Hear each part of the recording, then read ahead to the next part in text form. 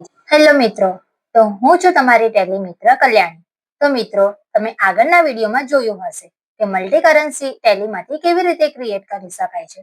તો આજે હું તમારા માટે લઈને આવી છું કે મલ્ટી કરન્સીની એન્ટ્રી તમે ટેલીમાંથી કેવી રીતે કરી શકો છો અને એની સાથે ફોરેન ગેઇન લોસ તમે કેવી રીતે એડજસ્ટ કરી શકો છો એ હું તમને બતાવું. તો ચાલો મિત્રો, આપણે ટેલીમાં જોઈએ.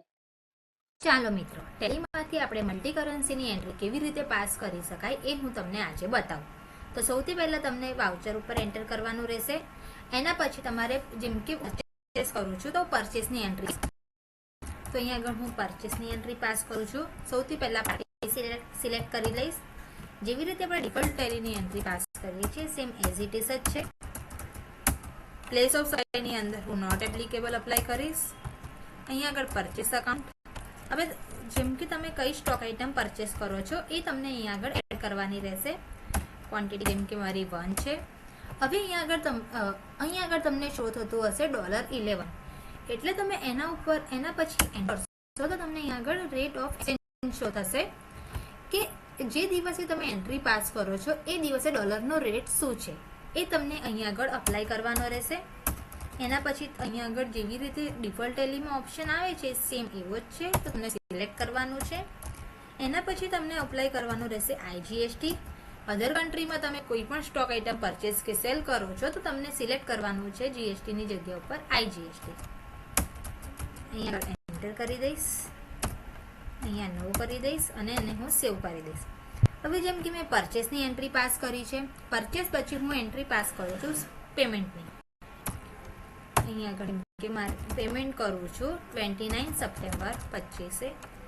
બેંક સિલેક્ટ કરી લઉં છું.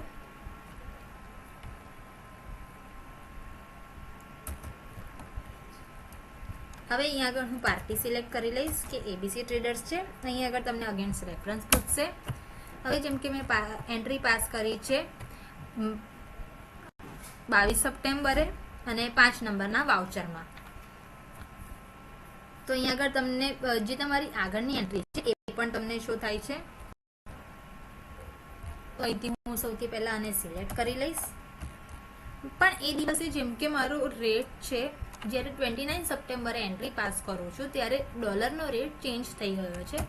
તો જેમ કે $12 છે, એન્ટર કરી દઈશ.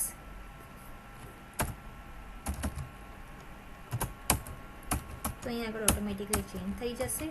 એન્ટર કરીને હું આને સેવ કરી દઈશ.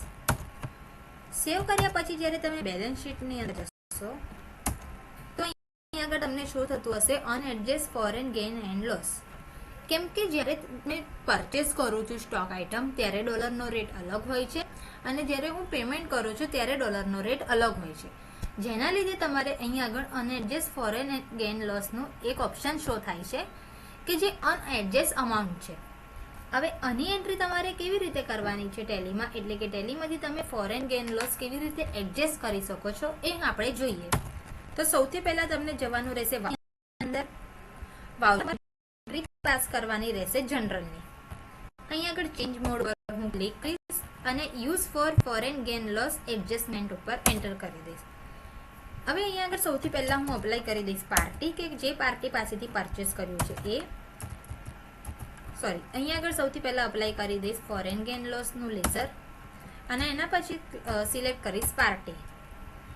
કયું ઇન્વોઇસ તમને એડજસ્ટ કરવું છે એના ઉપર તમારે કરવાનું રહેશે એન્ટર, અને અહીંયા આગળ જે છે એ હું એડ કરી દઈશ.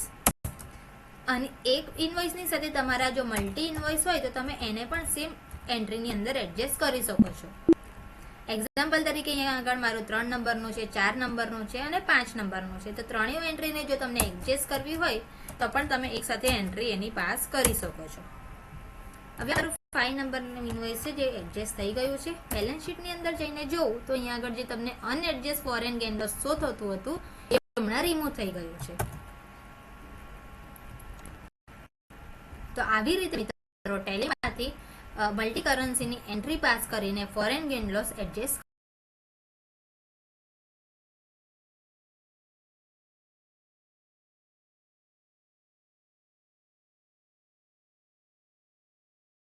તો મિત્રો, વધુ માહિતી માટે સ્ક્રીન પર આપેલા નંબર ઉપર કોલ કરો, અમારી યુટ્યુબ ચેનલને સબસ્ક્રાઇબ કરો અને અમારા ઇન્સ્ટાગ્રામ પેજને ફોલો કરો. Thank you.